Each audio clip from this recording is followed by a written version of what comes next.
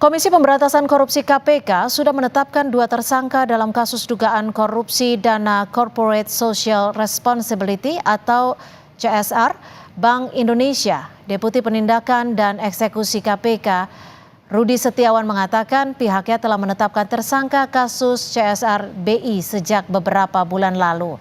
Mereka diduga menerima aliran dana yang berasal dari CSR Bank Indonesia. Namun Rudi tak menjelaskan secara pasti siapa yang ditetapkan sebagai tersangka. Saat ditanya salah satu tersangka merupakan anggota DPR, Rudi tidak menjawab secara detail.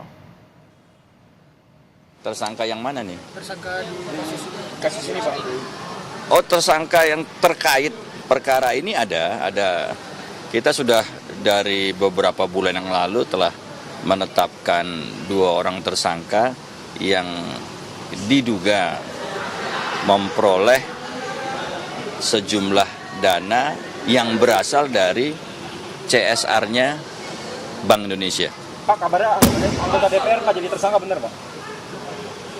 Ada beberapa tersangka yang kita sudah tempatkan, ada 2 orang sementara 2 orang ya. Komisi Pemberantasan Korupsi KPK menggeledah ruang kerja Gubernur Bank Indonesia dan ruangan lainnya terkait kasus dugaan penyalahgunaan dana Corporate Social Responsibility atau CSR. Dari penggeledahan itu, KPK menyita dokumen hingga barang bukti elektronik lainnya termasuk dokumen berupa besaran CSR. Gubernur Bank Indonesia Peri Warjio mengaku KPK menggeledah ruang kerjanya dan membawa dokumen-dokumen terkait dugaan korupsi dana Corporate Social Responsibility Bank Indonesia. Gubernur BI menghormati proses hukum yang dilakukan KPK dengan cara menyampaikan keterangan yang dibutuhkan oleh KPK. Peri Warjio mengklaim program CSR BI diberikan sesuai tata kelola dan aturan yang berlaku. Antara lain harus memenuhi persyaratan bahwa CSR hanya diberikan kepada yayasan yang sah.